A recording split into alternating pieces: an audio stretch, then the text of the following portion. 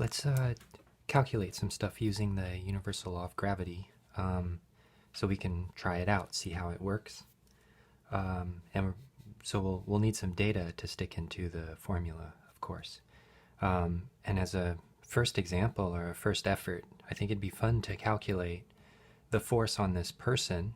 You can see this little tiny person out standing on the surface of the Earth.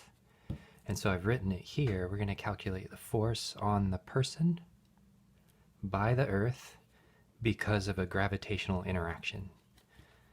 So in order to calculate this, we need to know the value of the universal gravitational constant, capital G. We need to know the mass of the Earth. We need to know the mass of the person. And we need to divide by the distance squared between the Earth center and the person center. Yeah, so first thing to realize is because the person is standing at the surface of the Earth, and the person's size, the size of the person is really, really small compared to the distance that the person is from the center of the Earth. So essentially the person stands at the radius of the Earth away from the center of the Earth.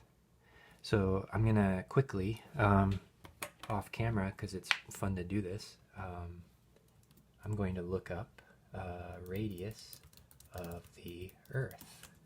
So I just typed it in and out pops. It came out in miles. I don't want to know miles. It looks like it's about 6,356 kilometers. Yeah, and so we'll just use this as a working value. That's the radius of the Earth. Capital G is 6.67 times 10 to the minus 11 newtons meters squared per kilogram squared. The mass of the Earth is huge. It turns out it's about 5.97 times 10 to the 24th kilograms. Pretty huge, right? And then the mass of a person is, I'm going to say this is a reasonable mass for a person. It's about 70 kilograms. So what I'm going to do, though, is I'm going to be a little bit of a teacher about doing this. I'm going to calculate G times the mass of the Earth divided by, we know it's the radius of the Earth squared, right? That's the first part of the calculation of the force. And I'm going to multiply, or imagine multiplying, by the mass of the person afterwards. Inside the parentheses is data about the Earth and data about the universe. Capital G is the universal gravitational constant. So let's calculate the thing in the parentheses. In the parentheses, it's G, mass of the Earth, radius of the Earth squared. This is equal to 6.67 times 10 to the minus 11 newtons meters squared per kilogram squared. That's capital G. The mass of the Earth is 5.97 times 10 to the positive 24th kilograms. That's the mass of the Earth. And then I have to divide by the radius of the Earth squared. So you have to be really careful. The radius of the Earth squared is 6.67 squared. 10 to the minus, oops, I just read the wrong value from my little list of data. I want the radius of the Earth. Here it is. So it's 6.356 times 10 to the 6th meters all squared. So a kilometer is 1,000 meters, and I already have 6,000 kilometers, so that's 6 million meters, right? So this, I'm going to clean it up. It's 6.67 times 5.97 divided by 6.356 squared. And then I've got 10 to the minus 11, 10 to the positive 24, and 10 to the 12th, right? Because 10 to the 6 is squared. So it looks like this. It's 10 to the 24th minus 11 minus 12. So that's all the factors of 10. And then the units are the kilogram and the kilogram squared. I just knock away the 2, knock away all of the kilogram there.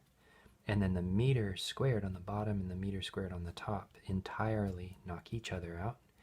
And so what's left over is newtons and 1 factor of the kilogram on the bottom. So newtons per kilogram, like this.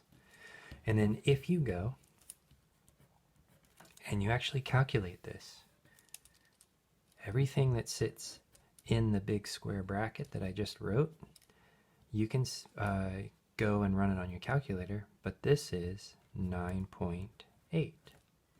And Newton per kilogram is also known as the meter per second squared. So it turns out that all of this stuff in here becomes about 9.8. And if you run it on your calculator, maybe it's 9.799 or 9.8 something or other. But it's this is the origin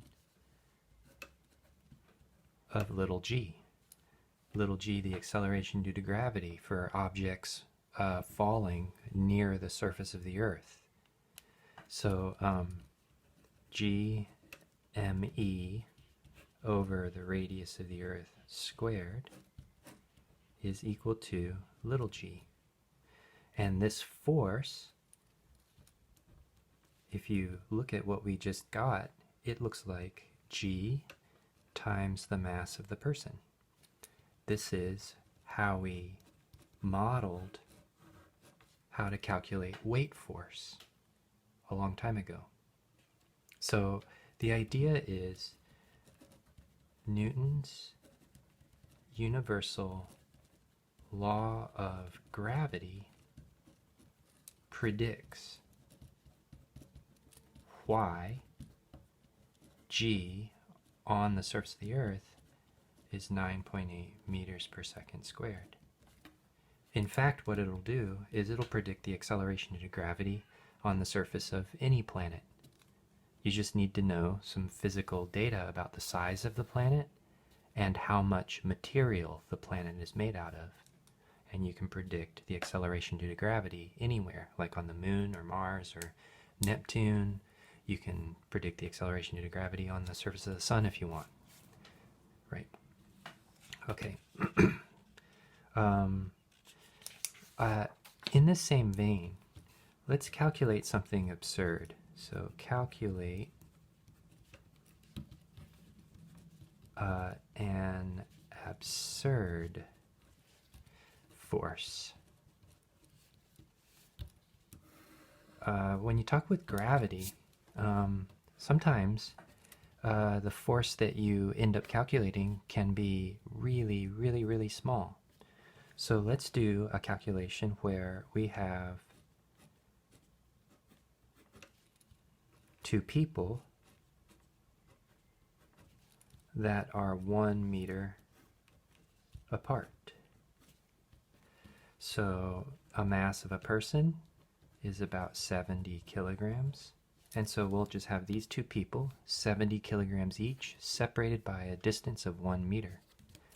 So the force on the person by the other person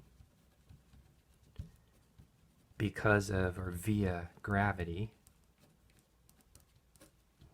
is equal to 6.67 times 10 to the minus 11 newtons meters squared per kilogram squared. This is capital G. You multiply by the mass of the two people, or the product of the masses of the two people. So this is 70 kilograms squared, because they're each 70 kilograms of material. And then you divide by the distance between them, which is roughly 1 meter. So this is the distance between, say, their stomachs, because that's roughly the center of gravity or the center of mass of a person. So we'll put 1 meter all squared there. And if you go and you calculate this, overwhelmingly, you've got this 10 to the minus 11 business, right? Because gravity is, remember, it's weak.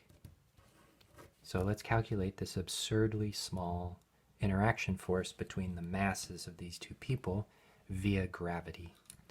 So this looks like 6.67 times 4,900, I guess. Right, so that's 70 squared. So 7 times 7 times 10 times 10, yeah, is 100 times 49. Yeah, 4,900.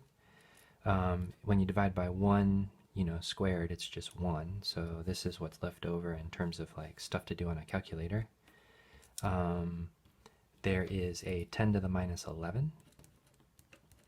And I got meters squared,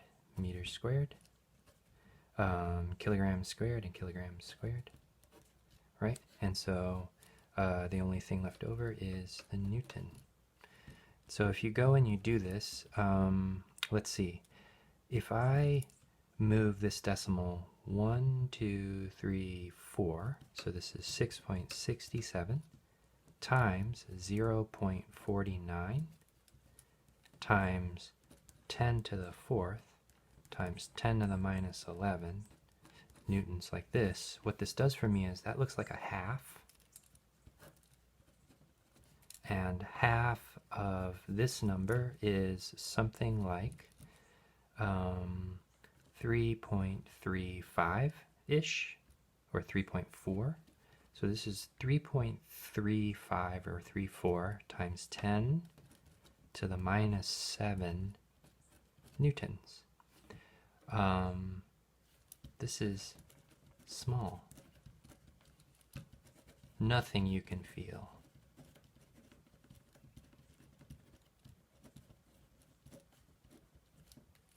Ten to the minus 7 newtons.